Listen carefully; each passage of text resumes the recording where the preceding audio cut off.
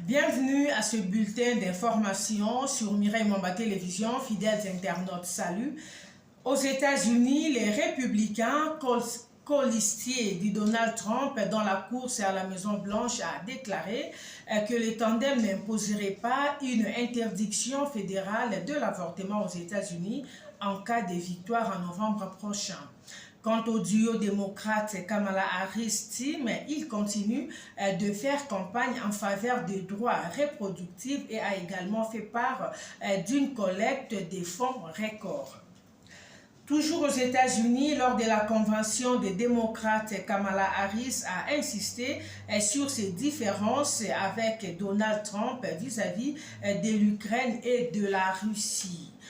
Restons toujours aux États-Unis pour faire voir que par la même occasion, l'ancien président Bill Clinton a tenu à rappeler l'âge du candidat républicain Donald Trump. Au Mali, l'armée malienne affirme avoir visé des cibles terroristes et tué une vingtaine d'individus armés lors d'une opération le week-end dernier dans le nord du Mali, près de la frontière algérienne. Et toujours au Mali, les groupes armés séparatistes au Mali ont reconnu la mort de 7 de leurs membres après une frappe de drone de l'armée sur 2 de leurs véhicules dans le nord du pays. En République démocratique du Congo, pour sauver la compagnie aérienne nationale Congo Airways qui tend vers la faillite et qui n'a plus d'avions dans son actif actuellement, la Caisse nationale de sécurité sociale a décidé d'accueillir 3 avions qui seront mis en location auprès du Congo Airways. La CNCC attend que la compagnie lui communique les types d'appareils selon ses besoins d'exploitation.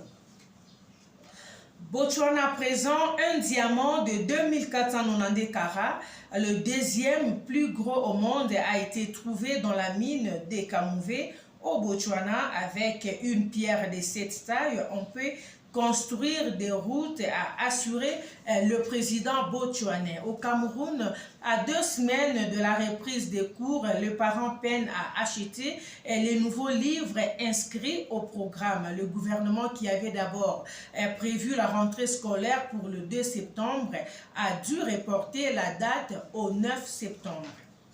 Au Gabon, le premier cas d'Mpox vient d'être détecté chez un voyageur de retour d'Ouganda, pays touché par un variant de ce virus récemment apparu en Afrique.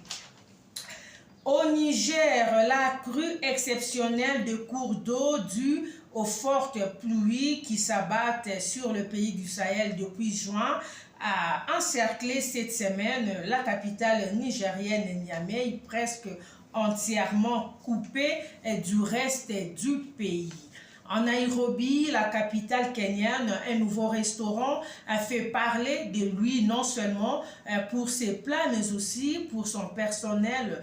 Les robots qui servent les plats sont la principale attraction des clients qui se pressent au robot café.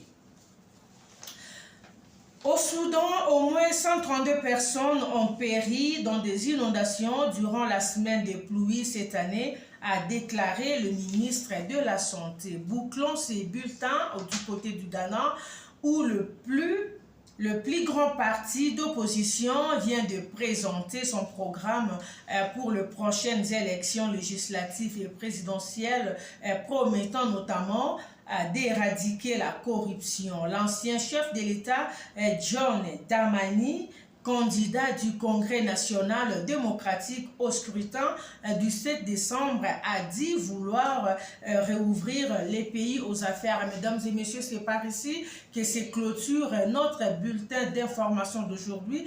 Merci de nous avoir suivis. Si c'est pour vous la toute première fois de nous découvrir, je vais vous demander de commencer par vous abonner et surtout n'oubliez pas d'activer la cloche des notifications pour ne manquer aucune de nos nouvelles vidéos. Pour tout contact et message, n'hésitez pas de nous contacter via le numéro WhatsApp qui est affiché sur vos écrans. D'ici là, portez-vous bien.